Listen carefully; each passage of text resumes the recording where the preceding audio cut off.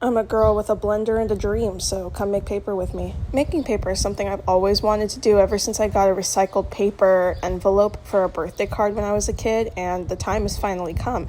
I made all these shreds with a paper shredder that I got for my birthday last year, and I decided that the first batch I was going to make was going to be like a confetti vibe, so I went for mostly white shreds and then I added in color at the end, but ultimately this backfired because I didn't think about the fact that all the colors were just blending into the pulp together to make a grayish tone, and I just kept adding confetti. I thrifted this big piece of cotton fabric a while ago. I thought it would be perfect to put all the different sheets of paper on, and it was at this point that I realized I could sprinkle the confetti in after the fact. Now for a paper making tray, I was initially going to use this tutorial from Dodgy Paper, but then the day before I did this, I found this cookie silk screen at Salvation Army for like $2. My sincerest apologies to anyone out there who might be dying inside that I'm using this fancy little cookie silk screen. I think the proper word is decal, but yeah, it had the wooden frame and the mesh screen, so how could I resist? Sponging it out was really scary. I felt like the sponge was always super duper wet, but there's my first sheet of paper, guys.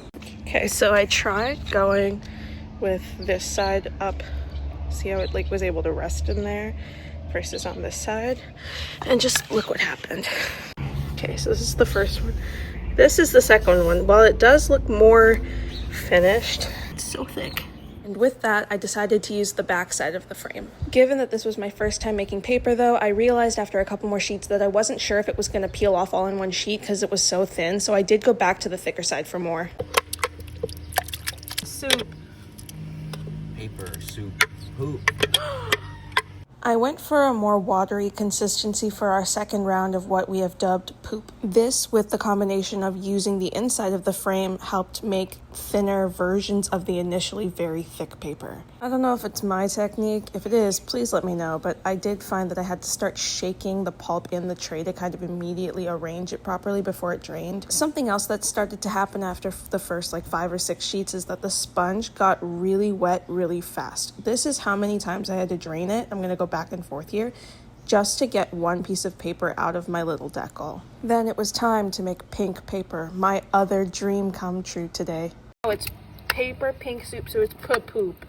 And this is when things started to look a little rocky. I pulled out my least finished piece of paper yet. This happened to the decal. I guess that's what I get for using something that's clearly not for making paper. But hey, it got the job done, and there are all of my sheets of paper in all their glory.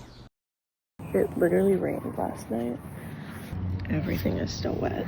Okay, well when I got out here, the whole thing had curled up. There was a weight here and I don't know what happened to it, but that's okay.